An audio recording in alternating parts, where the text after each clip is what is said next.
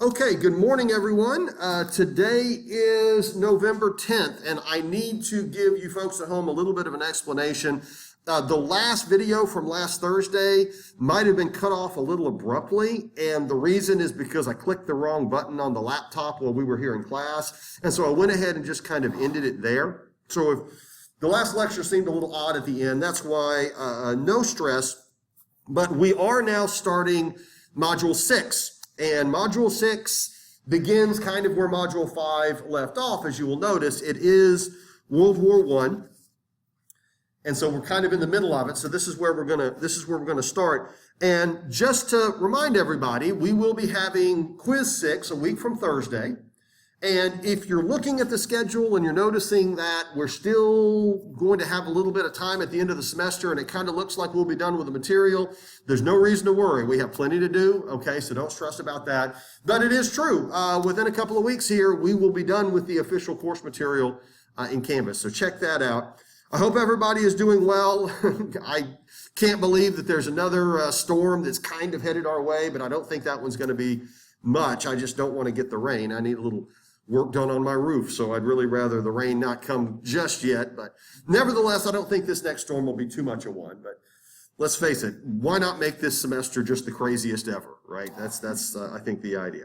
Anyway, okay, so I do want to talk about World War I now, and the series of events that led to the outbreak of what was then the most violent, most deadly, most destructive war that humans had ever fought. When we left off, we were talking about the fact that Austria, Germany, and Italy had formed an alliance that they called the Triple Alliance. And in return, the British, the French, and the Russians formed an alliance that they called the Triple Entente. Now, here's another map of it, and I decided to pick one in French this time so you can kind of see that this goes in more than one language, but you can still make it out on the map. Well, we need to discuss Serbia. Hold on just a minute. Okay, Serbia, if you look on this map, is in the early 20th century, a rather small little southeastern European nation. It's that little yellow state right here. It had formerly been in the Ottoman Empire, and they had recently broken away. And this is part of a region that we call the Balkans. And the Balkans culturally are very diverse. There's a lot of different little ethnic groups that live within that region. And they are a good example of what the Congress of Vienna thought would be the complexities of trying to go with nationalism. Because if every ethnic group should rule themselves, that is not going to make sense at all in the Balkans. Because there are Serbs, there are Bosnians, there are Croats, there are Romanians, there are Bulgarians, you can kind of see it there. And they are all sort of mixed in with each other. There are Kosovars, even some Greeks. There's Montenegro, there's Albania, there's Macedonia, all of these different people. And it's just, I mean, it really is kind of a gumbo of people that all have their own villages, their own little regions, and it's very, very difficult to draw borders. And one of the larger groups among that particular region are the Serbs. And the Serbs in the early 20th century were extremely nationalistic. They very much wanted to have their own country that was Serbian, that had a Serbian identity, Serbian culture, etc. They even had a king. And the cultural border, the ethnic border, was not this yellow zone here. There are Serbs kind of living everywhere. And a greater Serbia, the desire to build a Serbia that is much larger, that sort of encompasses all of the Serbs, was a big nationalistic push. And among the different Balkan ethnicities, there was squabbling, and there was sort of tension, because each group kind of wants its own borders, and they're all sort of living among each other. And you can understand, if we're all the Serbs and we're going to have a Serbian state, what are we going to do with the Bosnians that are living in our country too? Or what about that small group of us that happen to be living north in Austria? You get the idea. It's really, really hard to draw borders without creating conflict. The Austrian Empire had been doing everything possible to try to suppress Balkan nationalism, because they saw that as a threat to their own stability. There's a lot of these Balkan people living within Austria, and trying to carve up new borders would obviously destabilize the Austro-Hungarian Empire. And then, of course, if that were to succeed, what about all these other ethnic groups in Austria who are also kind of the same way and are going through their own nationalistic pushes? So Austria is not a fan of what the Serbs are doing. And by about 1910, there had actually been a small war that had been fought, known as the Balkan War. But Austria and Serbia were not on very good terms. And the Serbians openly blamed the Austrian Empire from suppressing their desire to grow and thrive. And the Austrians saw the Serbs as a bunch of troublemakers down in the south that were trying to carve up their own empire. It was a lot of difficulty. And there was a group, the Austrians would call them terrorists. The Serbs saw them as sort of freedom fighters. And this group was named the Black Hand. And it was a Serbian nationalist organization that wanted to aggressively grow the borders of Serbia, bring all the Serbs in this region into one country, and maybe get rid of all of the people among us that are not Serbian. And by about 1910, 1911, 1912, the Black Hand was pretty big in Serbia, pretty popular, underground. And these guys were controversial, to say the least. Many of them now are calling for open violence against Austria. And boy, they hated the Habsburgs. I mean, they hated the Habsburgs.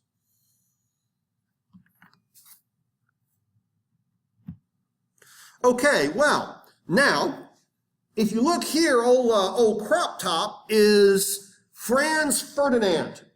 And he is in line to become the Austro-Hungarian emperor when the old emperor Franz Joseph dies. Franz Joseph, who we have discussed, came to power in 1848 as 18 years old, is still alive. And he is a very old man now, and he's obviously going to go any day. Franz Ferdinand was in his early 30s. He was, by most accounts, a pretty nice guy. And he certainly understood all of the different ethnic tensions going on in the Austrian Empire. Again, there's 12 major ethnic groups, multiple national anthems, as a matter of fact, because of the different languages that are spoken. And he certainly understands the tension going on in Serbia and actually is kind of sympathetic toward them. He understands these people kind of deserve their own country and we should find a way to peacefully work with them. And he also understood, I'm probably going to end up emperor any day now. Franz Joseph is a very old man and he's kind of becoming feeble-minded, and there you go. Well, Franz Ferdinand had a plan in place where he would open the door to more national rule among the different ethnic groups. He was going to try to turn the empire into more of a confederation. He even wanted to work with the Serbs, even though they hated him. He openly said, look, we got to work with these folks. They're our neighbors. They are a new young country. They're growing. Stability is more important than chaos. And the way you find stability is through diplomacy and compromise. And none of that matters because, of course, the Black Hand hates him no matter what. In June of 1914, Franz Ferdinand and his wife went to the city of Sarajevo on sort of an official diplomatic mission, a goodwill mission, if you will. Here is Sarajevo right there. And again, this is a different map, but it is in the nation of Bosnia, which was part of the empire at the time. Right there, you can see Sarajevo. There had been rumors that Black Hand operatives were there and that they were going to harm him. But he's not going to show weakness, and he's not going to allow them to spoil his parade, rain on his parade. Now, of course, when the heir to the throne shows up, it's a big deal, right? There's all kinds of fanfare. There was actually a big parade that he was going to go in, and on the day of the parade, they had an open air car, and he and his wife actually started going through the parade, and a Serbian operative tried to kill him. They threw a piece of dynamite at him, and the dynamite exploded in front of the car, and everybody got all freaked out. But Franz Ferdinand was not hurt. He was very angry, but he wasn't hurt. And so they went back and they talked about it, and Franz Ferdinand insisted, I'm not going to be frightened by these people. You know, the Habsburgs can't allow themselves to be bullied, and so we will continue the parade. And that's where he made the mistake. Because as the parade continued, his driver actually made a wrong turn and turned down a side street that he wasn't supposed to go down. And this is the car that he was in. And so the driver put the car in reverse, which stopped the vehicle for a second. And it just so happens that right there was this guy right here, Gavillo Princip. You don't have to write his name down. He was 18 years old. He was in the Black Hand. He had a gun on him with orders to kill Franz Ferdinand if he saw him. And sure enough, Franz Ferdinand was right there. So Princip just walked over, pulled out the gun, and shot Franz Ferdinand and his wife almost point blank. And of course, it killed them both. And this is actually a picture up there in the upper right that was snapped just after he took those shots. And of course, immediately there was chaos, as you can imagine. And the car that Franz Ferdinand was in has been preserved. It's in a museum in Vienna. Even the clothing he was wearing, the shirt that he was wearing, and you can still see the blood stains on it when he was shot in the chest. Him and his wife both died. Well, Austria completely freaks out. And not only does this throw the government into turmoil, because the heir to the throne has now been shot, so that sort of changes up who's going to be the next emperor. And the guy who now has to become the next emperor is younger and not anywhere near as experienced. And of course, remember, Franz Joseph, the actual emperor, as we mentioned, is somewhat feeble-minded at this point. But Austria is absolutely furious. And over the next few days, Austria absolutely demanded that Serbia completely open its borders and allow a full and complete investigation and root out the entire Black Hand. Now, the official Serbian government actually wanted to work with Austria, and the Serbian leaders were openly appalled by this too, and they insisted, we did not do this. This was not a Serbian operation. The Black Hand is a private group, and yes, we will find the men responsible, but the Austrian government was not interested in playing nice. The going logic was that this was a Serbian attack. The Serbian government did it. Serbia would eventually be equated with this political hit job. Austria put together a list of demands, effectively demanding that Serbia let them invade. You know, we're just going to send our army in. We're going to occupy your country. We're going to remove anybody that we think was involved in this. We're going to put whoever we want in jail, et cetera, et cetera. And actually, Serbia agreed to most of it, almost giving Austria everything Austria wanted, but not quite.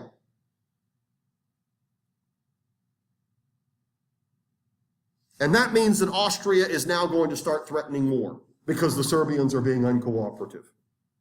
And if you're saying to yourself, that doesn't quite make sense, it sounds like the Serbians are being cooperative, rest assured, a lot more nonsensical stuff is about to start happening, okay? The start of World War I pretty much reads like something straight out of a comedy sketch, if you really want to know the truth. Here's the problem, folks. Serbia has a big brother. Serbia has a very big brother. And that big brother is Russia. Russia is ethnically similar to Serbia. The Russians and the Serbs see themselves as part of the same sort of cultural family. And Russia has defended and represented Serbia going back to the Middle Ages. You know, this is sort of a friendship that goes back a long, long time. And Russia has also been very troubled by what it considers Austrian interference in the Balkans. This is not really the first time that Russia has been concerned about Austria's pushing people around down there. And Russia has, of course, made it clear to Serbia, we are going to look after you. We promise we're not going to allow those big bad Austrians to be mean to you. So Russia, of course, demands that Austria back down, and Russia gets involved.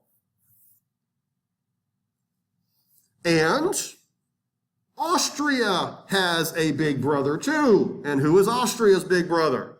Germany, exactly, Germany. And Germany now tells Russia,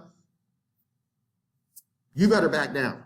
This is an affair between Austria and Serbia. This doesn't involve Russia. And Russia says, yes, it does, because of other events leading up to this. And of course, this is aggression against our ethnic brothers.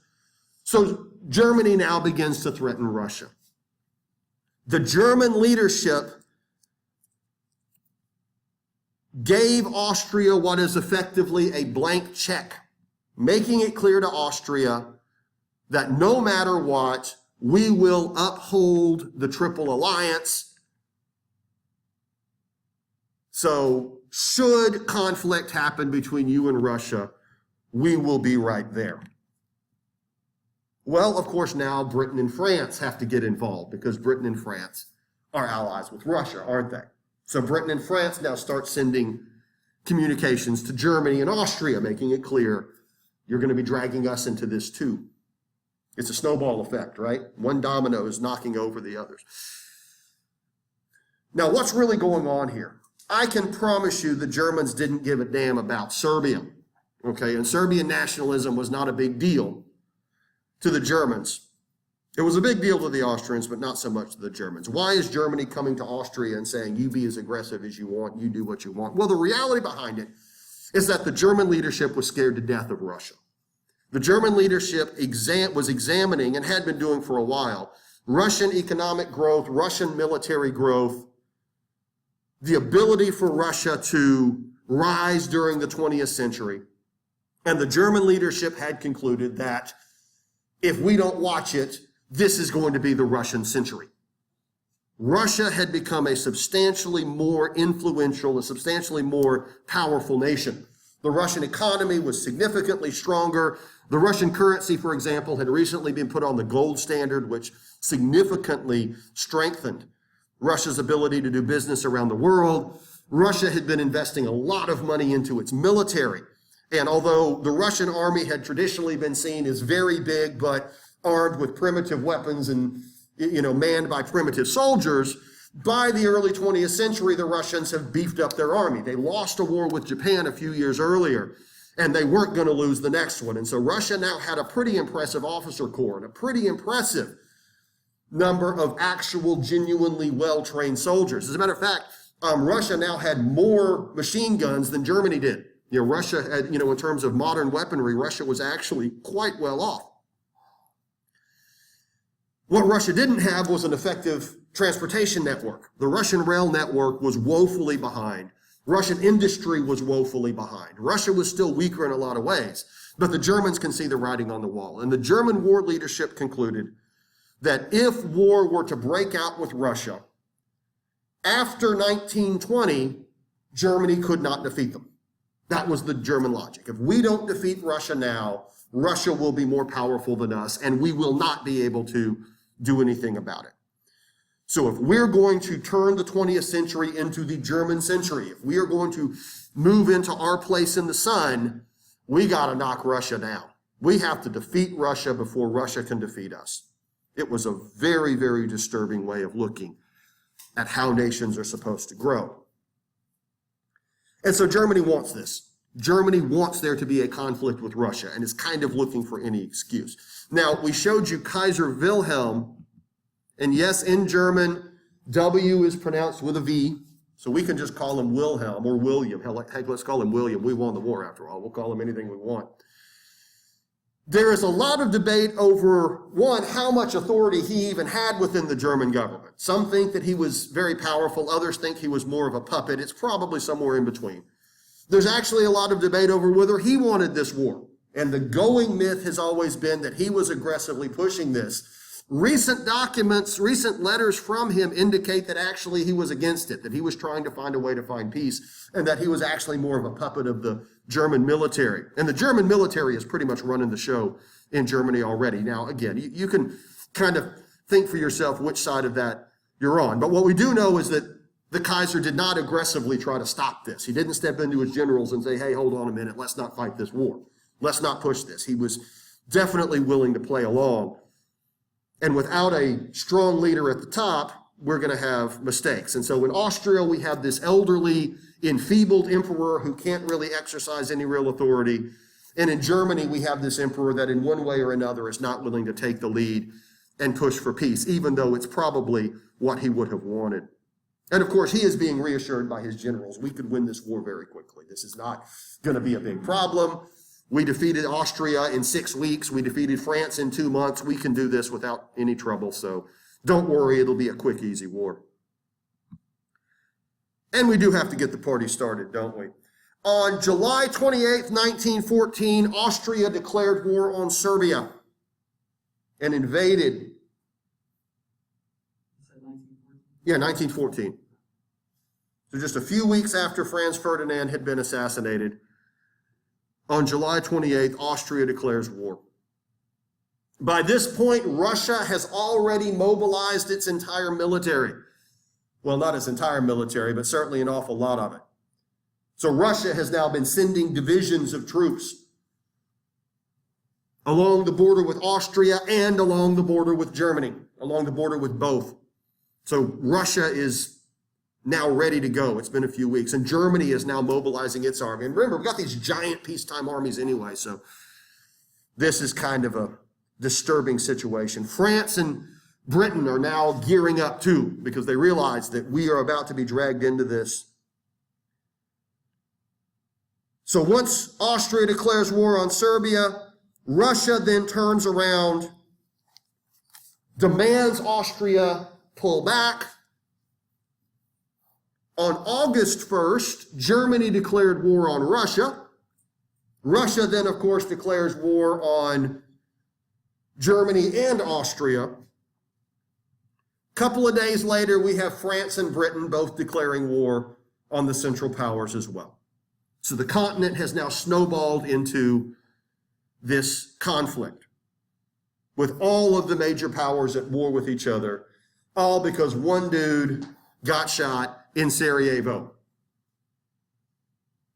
And again, if you say to yourself, this is crazy, how could this have happened? You have to keep in mind that actually this is what the leaders wanted. They could have sat down and negotiated through this. I promise you that. They wanted the war. Everybody is afraid of German power. Germany, of course, wants to achieve its place in the sun. You get the idea. And there were no leaders willing to step up and not make this happen. Well, let's go back to this map. And again, I like the idea that I'm showing you a French map. Maps come in different forms. Germany, of course, had been planning for this for quite some time. And when the war first started, everybody thinks this will be quick, this will be easy. The going logic is this will be over by Christmas. And everybody is saying that. This is not just the Germans. The Russians, the Austrians, the French, the British, everybody is being told, we're going to defeat the enemy very quickly and it'll all be over with and that'll be that. We all know that's not the case. Everybody already knows it was a very, very nasty war that lasted a lot longer. Here, I'll go to this one here. How about this? How about this map? Okay. Germany had in place what it called the Schlieffen Plan. And it was put together by a general named Schlieffen.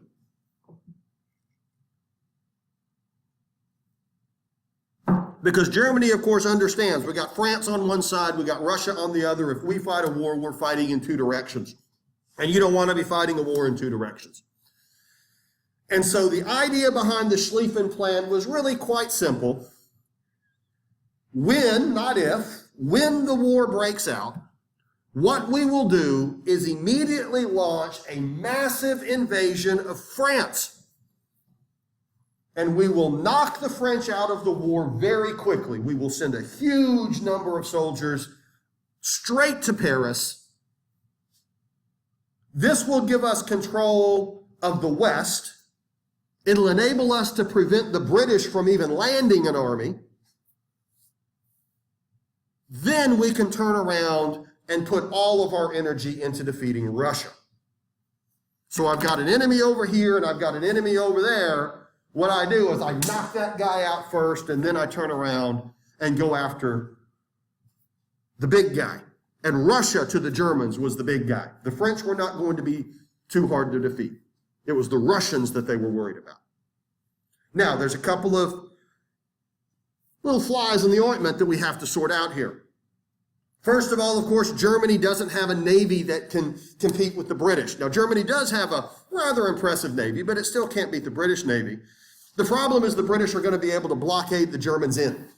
The British Navy is going to, there's not much coast here in the North Sea. If you look, there's really just not a whole lot of space.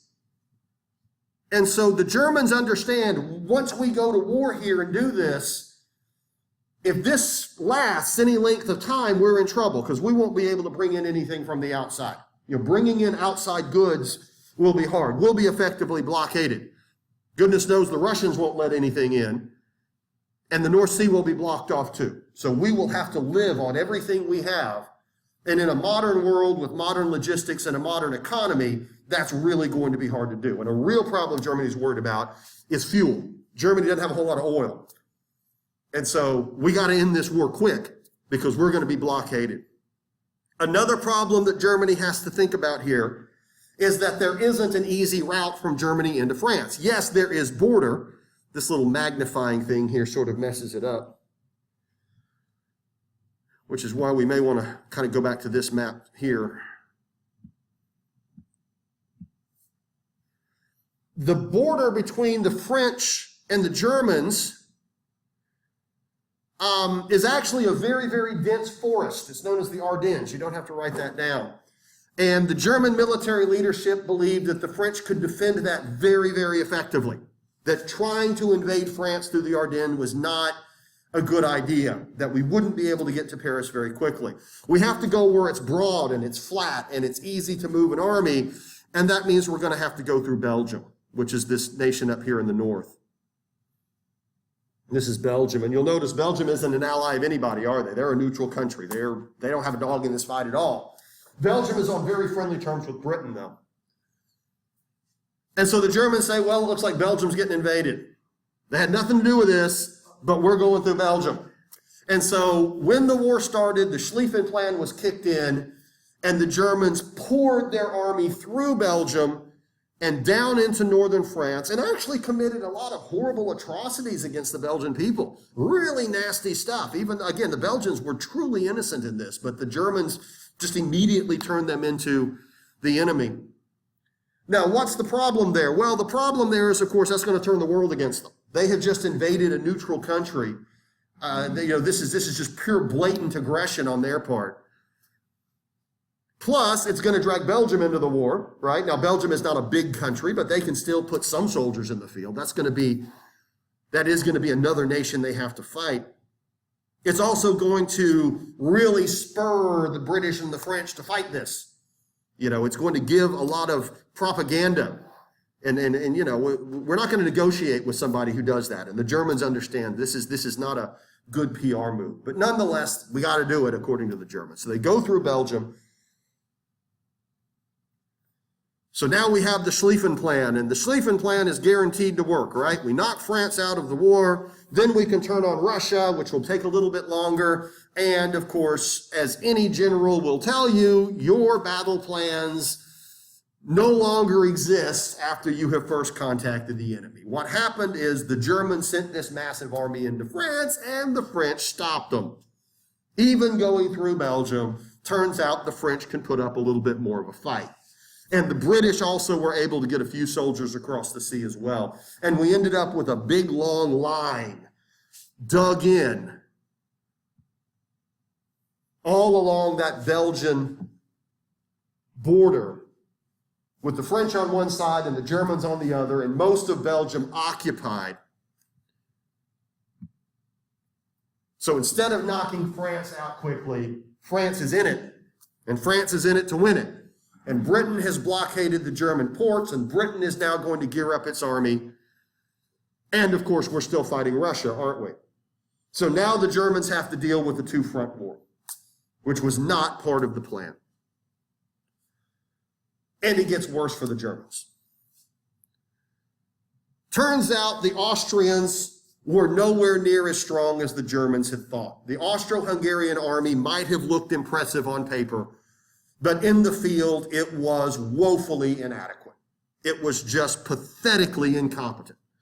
The Austrian officers were not particularly well trained. All of these different ethnic groups couldn't work together. And so, we've got a division over here of Czechs, and the division over here of Slovakians, and a division over here of Romanians, or not Romanians, but Hungarians, and none of them even like each other, much less can even communicate with each other or are willing to fight together. It was just a big, gigantic mess. The Austrian rail network was pitiful. It was just like the Russians. They couldn't move anybody anywhere with any real efficiency. And so the Russians made quick work of the Austrians, and the Russian army turned out to be far better against the Austrians. And so the Germans had to divert a lot of their soldiers to prop up the Austrians. As a matter of fact, at one point, the Austrian soldiers refused to fight unless they were led by German officers, because their own officers were so incompetent, they decided we're not going to do it anymore. And even the Austrian high command, even the leadership within the Austrian military turned out to really not know what they were doing, and the Germans just railed against these buffoons. So Austria was not the great power that Germany had thought, and it gets even worse. Italy was part of the Triple Alliance.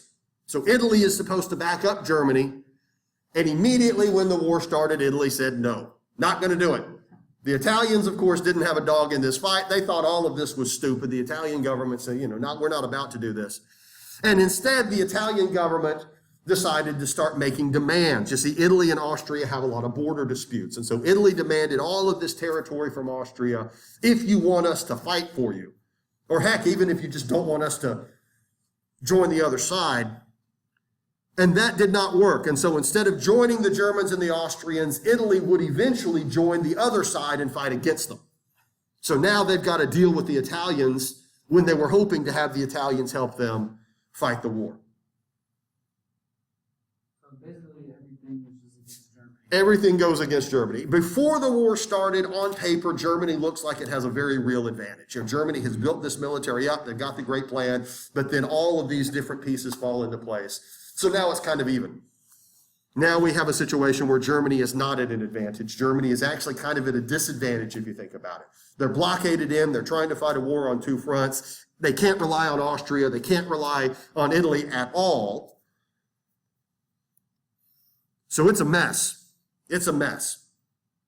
Of course, the Germans aren't going to give up. What the Germans are going to do is dig in, and we're going to fight even more. Now, I'm not getting into all of the battles and all of that. The actual who fought where is a little bit more than we need to discuss. What I will tell you is the Ottoman Empire ended up joining the Germans. They were able to talk the Turks into joining their side. And the reason is that the Ottomans hated the British. The Ottomans were not happy with the British.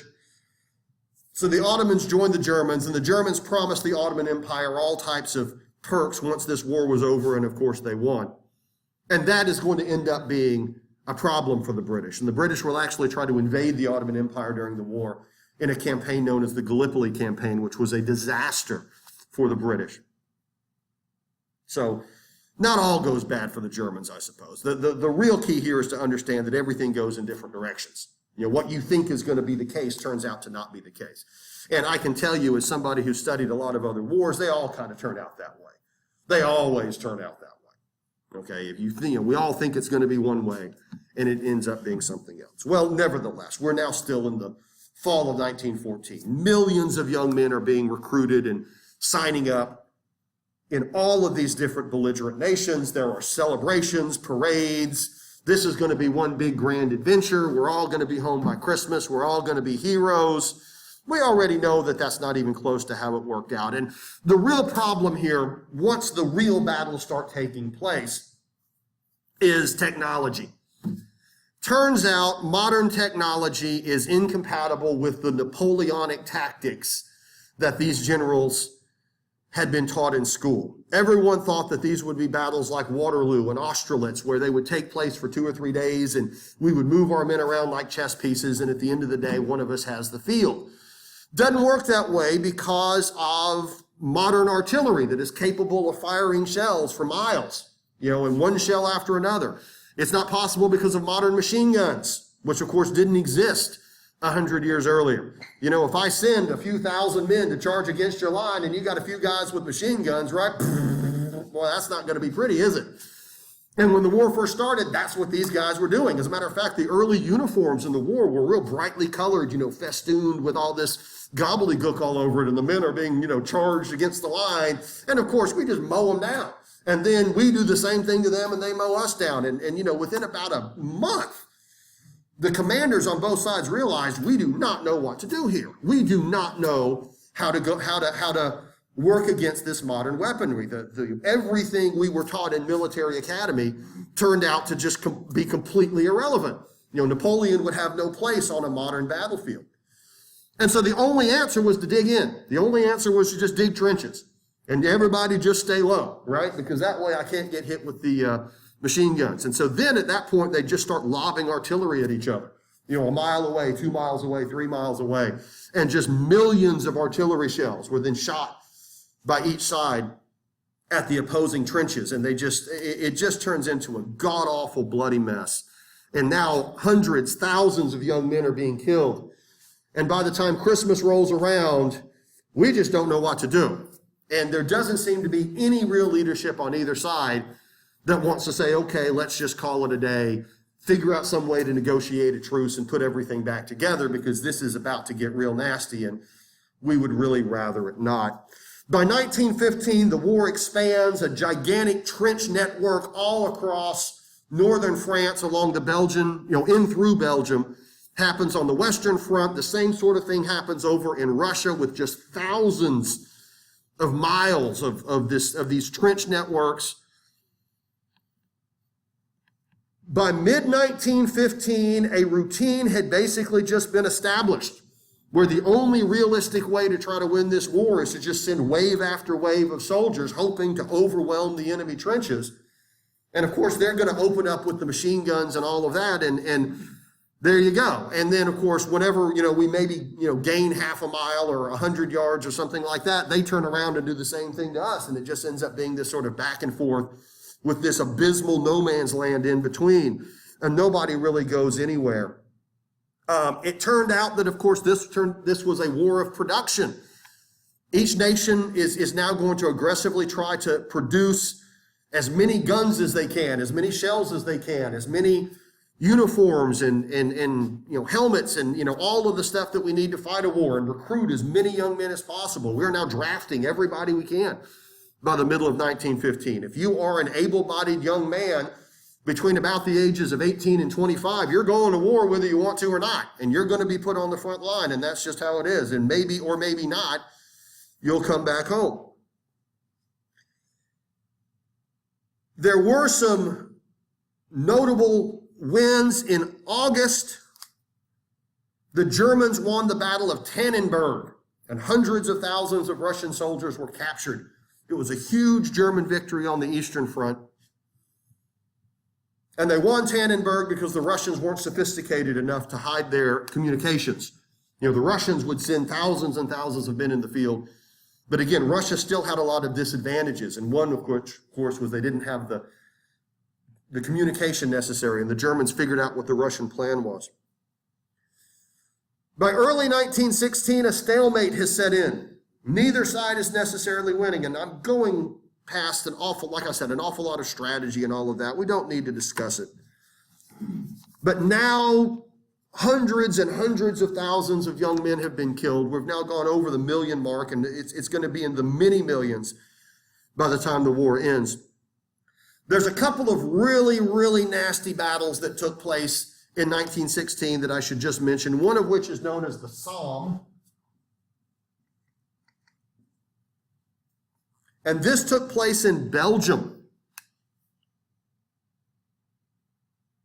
And the British by 1916 have a lot of soldiers over on the Western Front. Up to that point, the French had kind of been criticizing them for not really getting into the war enough, but they had, but it just depends on your perspective. And in July of 1916, the British in Belgium just opened up their artillery on the Germans for 30 days straight, 24 hours a day. We are going to just blow them to absolute smithereens. And a non-stop bombardment of the German trenches pursued. Millions of shells were sent over to just pulverize them. And the going logic was, after 30 days of this, there isn't even going to be a German over there. I mean, there's going to be, various parts of what used to be German men. I mean, that's about all we're going to get. I mean, it's not possible for these trenches to survive the kind of bombardment we're going to put on them. And then, of course, what we're going to do is send hundreds of thousands of men over to retake the territory, and that'll do it on the Western Front for the Germans. Well, turns out the Germans are pretty good engineers, and the Germans were hardly affected at all by this bombardment. But after 30 days, they were, pardon my French, very pissed off. And so when the British went after the Germans on the first day of the infantry advance, the British were actually ordered to walk and not run, because if you run, you might trip over something and hurt yourself. And since we know there's nobody over there anyway, problem solved, right? Well, the Germans were hardly affected at all. And so they just propped up their machine guns and just started raking down British soldiers. 58,000 British soldiers were killed on the very first day of the infantry advance. And the British commanders were caught completely off guard. They had no idea the Germans were even alive over there, much less almost entirely intact. And after the first day, when they realized this whole thing had been a bust, they ordered another attack. They didn't say, well, we better not charge their trenches. They've got machine guns. They just ordered more men to charge. I mean, it was just, and now we have week after week of British infantry being sent against these German lines, and nothing is changing. It's just absolutely horrific. The Germans, of course, come to the conclusion we can't defeat the French either, and they're going to have their own version of this. In February of 1916, the Germans launched an offensive further south near the Swiss border. Now, Switzerland was not involved, but further south on the Western Front. And this is Verdun. And honestly, Verdun didn't have a military importance. Verdun was an emotionally important part of France, but there wasn't a strategic reason for it. The Germans came to conclude that the French love Verdun and will defend it to the last man. And so they're just going to bleed them white. And that was the term that they used. We'll just kill as many French as possible, and if we kill enough of them, they won't be able to fight anymore. And so they launched the Verdun offensive. And between February and December of 1916, somewhere in the neighborhood of 300,000 were killed on each side. But honestly, it's believed the number is much bigger than that. Nobody even knows. And nothing changed. I mean, the line didn't move. The strategy didn't change. Nothing. Now, by the end of 1916, it goes without saying, the people on all of these home fronts are completely sick of this, and they don't want to do it anymore. This war has not turned out to be anything like what they were told to do, not like they were told it would be. The Germans are suffering considerably more than the British or the French, and that's because Germany is blockaded. Germany can't get in goods from the outside, but the British and the French can. And so the Germans are living on turnips, and the Germans just really, really want this war to come to an end. But the German leadership realizes that at this point, if we try and end this war, and everybody just goes home, but we don't get anything out of it, then we're going to be kicked out. Everybody is, we will look like losers. We will look weak. We will be hated by our people for killing millions of our own men for no apparent reason. However, Germany was seriously considering this. And it looked like it might be worth continuing to fight. And that is because the nation that was in the worst shape was Russia. Because Russia was also largely blockaded. Russia now can't reach out to the outside world either. And Russia has just completely broken down as a result of this. It is estimated that by this point, 5 million Russian soldiers had died.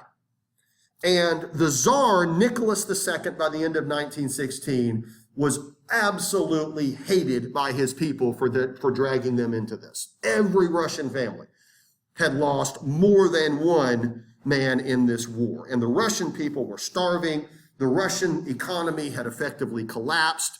Russia's big problem is it had all the resources in the world, but no way to get them to the front. Russia didn't have a good rail network. And so the Russian soldiers were just starving to death. And just the sheer incompetence of the imperial government in a modern war had finally really been exposed. There is now open call for socialist revolution or any kind of revolution. And revolts start taking place in early 1917. Revolts start taking place in early 1917. And in March of 1917, the Tsar was forced to abdicate. He had effectively lost control of the entire Russian imperial government. Again, here's just more World War I pictures. Where is it? The Tsar was Nicholas II, who honestly was never all that popular to begin with. He was a perfectly competent man, and by most accounts a nice guy, but not really seen as a great leader. And so he is forced to abdicate, and a provisional government is put in place, led by a man named Alexander Kerensky.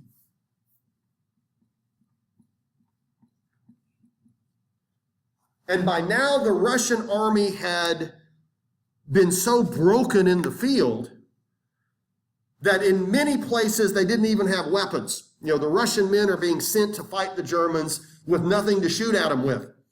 And they're often being told, well, pick up a rifle from someone who's dead. And in some instances, actual orders were throw rocks. Real orders are being given to the Russian soldiers, charge the German lines, and throw rocks at them. Now understand, these are Germans with machine guns. So you can understand why the Russian people don't have a whole lot of faith in their government. And of course, these are soldiers that haven't eaten in days. You get the idea. And it's what's real interesting, and I don't want to get off on too much of a tangent, but you got to start analyzing what really might have gone wrong.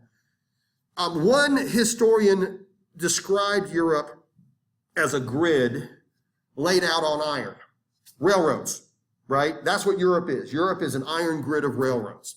And whoever has the right access to the grid can get the men and the materials up. And that's true. Russia severely suffered from lack of railroads. And you think, well, Russia's got a lot of food. And Russia has like a bazillion men. So why can't the Russians put together an army? You know, why can't the Russians do something? Well, Russia had some other problems that really had never been thought about whenever the war started. If Russia doesn't have railroads, they're going to have to use horses to get everything to the front, right? Now, hauling huge pieces of artillery isn't very easy for horses, is it?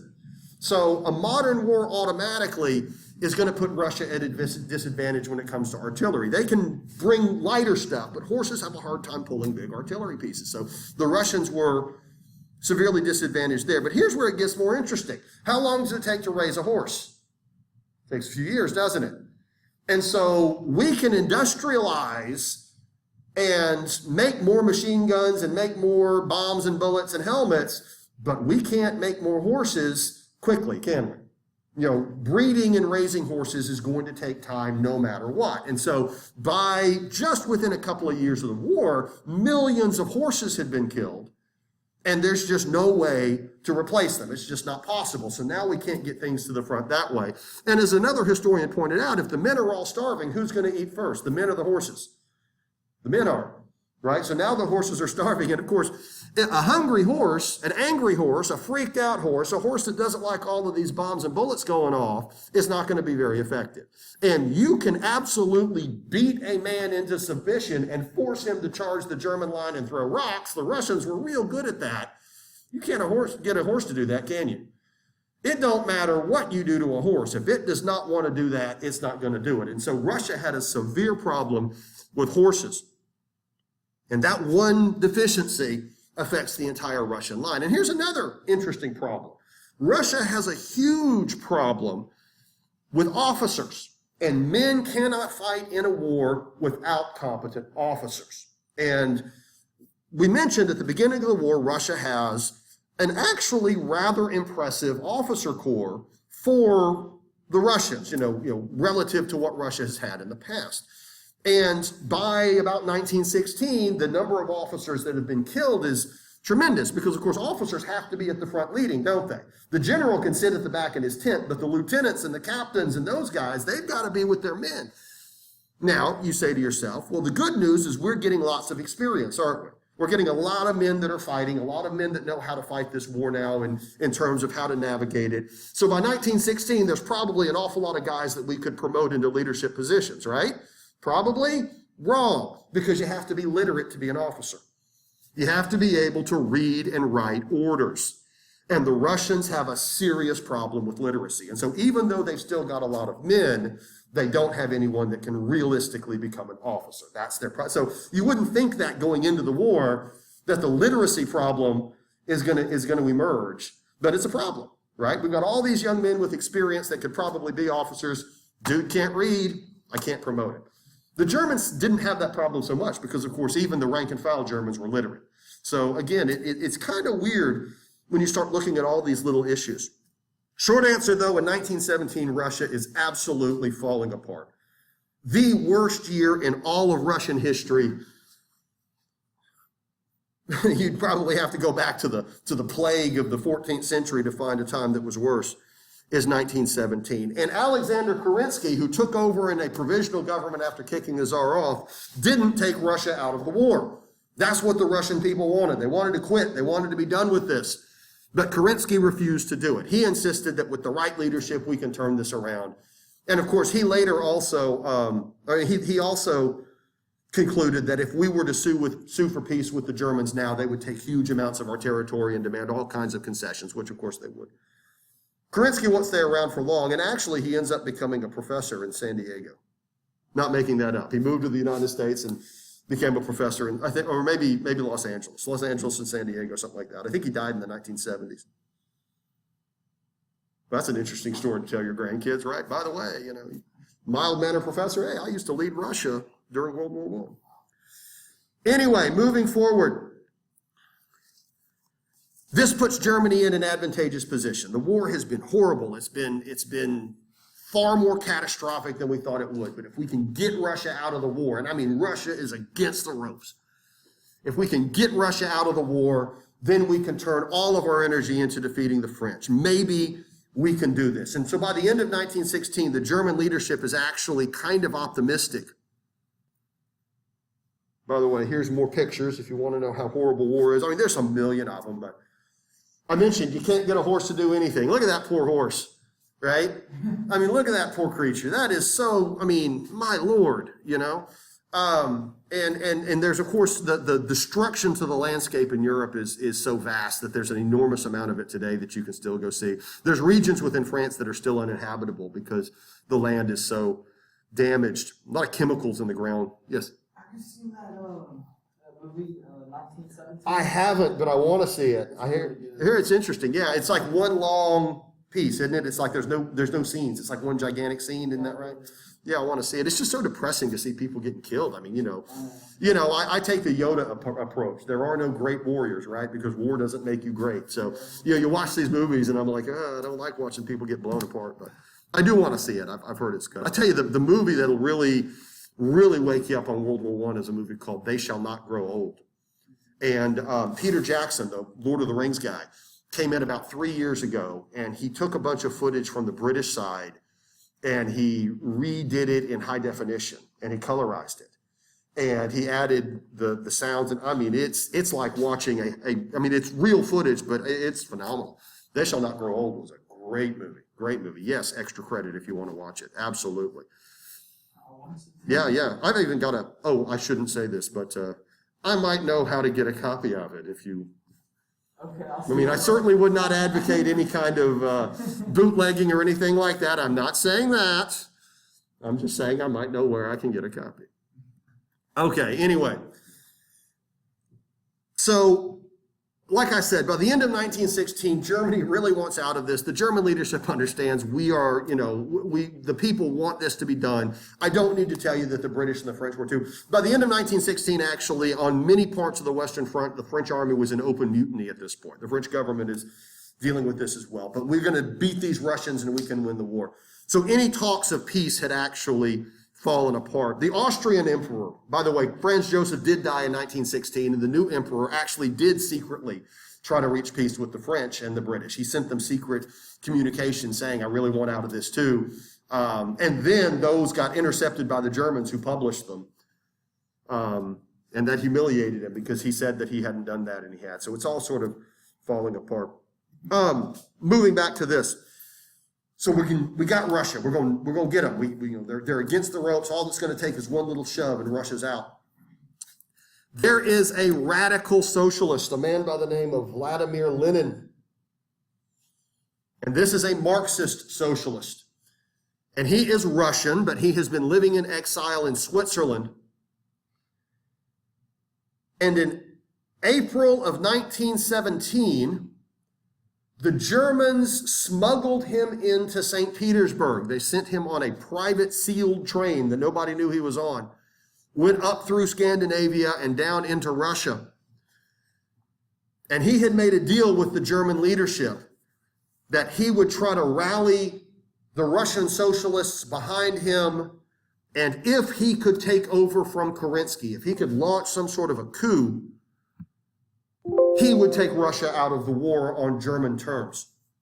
And Lenin didn't care if Russia won or lost. He just wanted the war to be over. And being a socialist, Lenin figured that a socialist revolution would take over all of Europe anyway, and all of these national borders wouldn't matter. Because, of course, the workers will own everything, and that's what matters. Marx would argue that national borders are artificial. And Lenin firmly believed that. And sure enough, as crazy as it sounds, it worked. Lenin was smuggled into St. Petersburg. He starts calling for an end to the war. He starts rallying people behind him. And in November, and admittedly, this is a different calendar. It is October or November, depending on which calendar we're using. Lenin and his men overthrew the Kerensky government, which was a provisional government.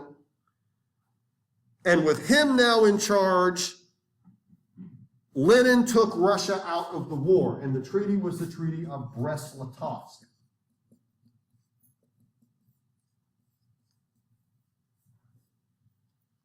So Russia quits. And that puts Germany in a very advantageous position. Or does it? Yeah, we're not done, are we? Yeah. One thing goes very well for Germany in 1917. One thing goes very unwell for Germany in 1917. Of course, we got to talk about the United States. Got to talk about Uncle Sam. Oh, we're not at Versailles yet. I don't have the right pictures.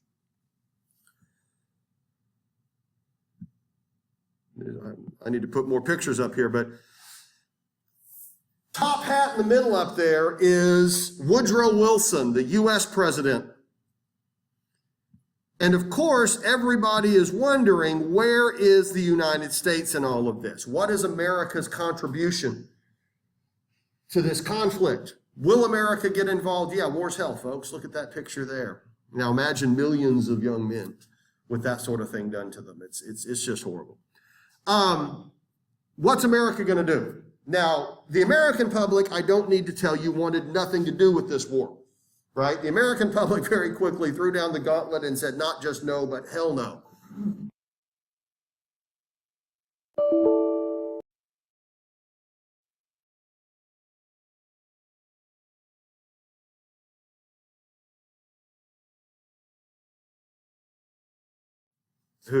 Okay. Hey, look at this.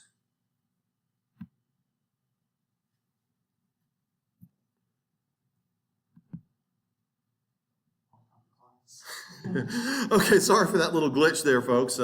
My laptop decided to not play nice. Okay, what about the United States? Okay, well, let's just keep it this way. The American public want nothing to do with this, and you can't blame them, particularly after the reports are now coming in of this mass slaughter I don't need to tell you. Forget it. We're not doing this. America immediately declared neutrality. Now, there's a couple of tricks with that, though. First of all, the American public, generally speaking, morally supported the British. You know, we're on the British side, but we're not about to start fighting.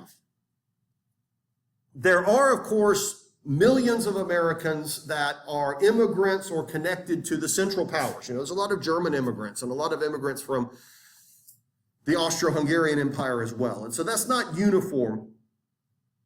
But nevertheless, the real problem that we have is that the United States does a lot of business with Europe. The United States trades with Europe. Britain at this time is America's #1 trading partner. We do a lot of banking, but we also sell them a lot of stuff. And so what's happening during the war is that Britain is getting war materials from the United States, and America is making a lot of money off of this. Britain is buying ordinary stuff. Britain is buying food. Britain is buying leather. Britain is importing horses. But Britain is also buying steel. Britain is buying chemicals to make gunpowder.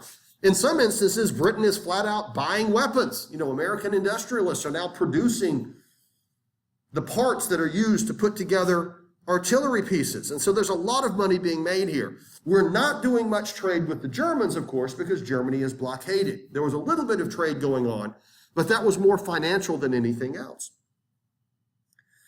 And so we have a financial interest in what is happening here.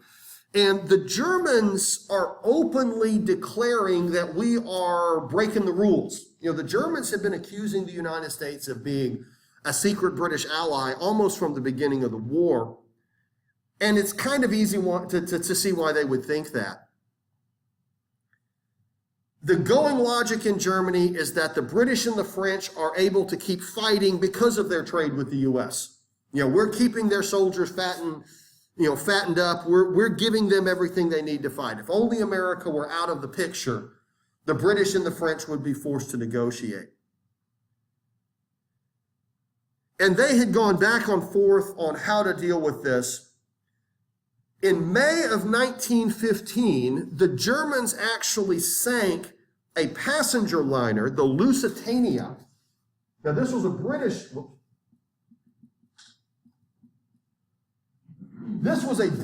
passenger liner. It was kind of like the Titanic, you know, a big ocean liner. And there were about 120 Americans on it. Now, understand the gentleman's agreement during the war was that passenger vessels would not be sunk. They wouldn't be attacked. And the Germans didn't want to sink the Lusitania. What the Germans wanted to do was just damage the Lusitania to send a message.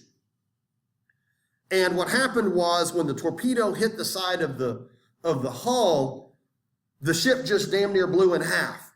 And the reason is because underneath was a whole lot of gunpowder and bullets and stuff like that was coming from the United States that we had said we weren't sending. So the Germans were very angry at us with that whole incident, but it really soured our opinion of Germany when they decided to torpedo the Lusitania. And that was in 1915. And so by 1917, Germany thinks we've got Russia on the ropes, right? We're going to defeat Russia. We've got to force Britain and France to the table, and we can force Britain and France to the table by cutting off America. If we cut off their American supply line, they will have to come to the table and negotiate with us, because obviously they cannot win without all that American stuff. So in January of 1917, Germany announced unrestricted submarine warfare, meaning we Germans are going to sink any and every vessel coming to the British Isles, even if it is an American ship. A full blockade of Britain. And they are convinced this will end the war. America is not going to let its ships get sunk. America is not going to enter this war. And even if America did, what's it going to do? They're on the other side of the Atlantic. We will just keep torpedoing their ships left and right if they try to send anyone over. It was a really bad idea. In March of 1917, Germany torpedoed several American vessels. And in April of 1917, the United States, of course, declared war on Germany.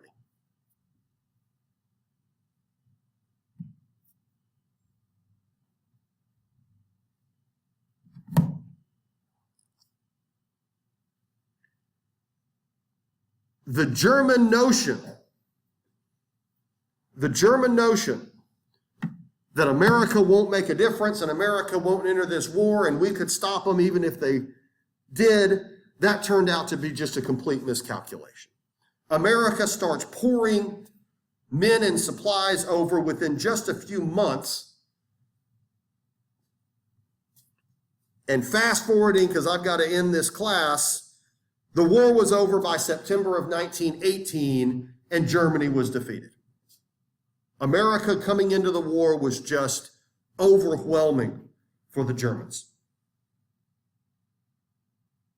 They simply picked a fight with the wrong great power. But we got to end that now because, again, I've got to do this. We're out of time. I'm sorry that the video's been a little choppy today. My laptop hasn't been playing nice, but everybody take care. I will see everybody on Thursday.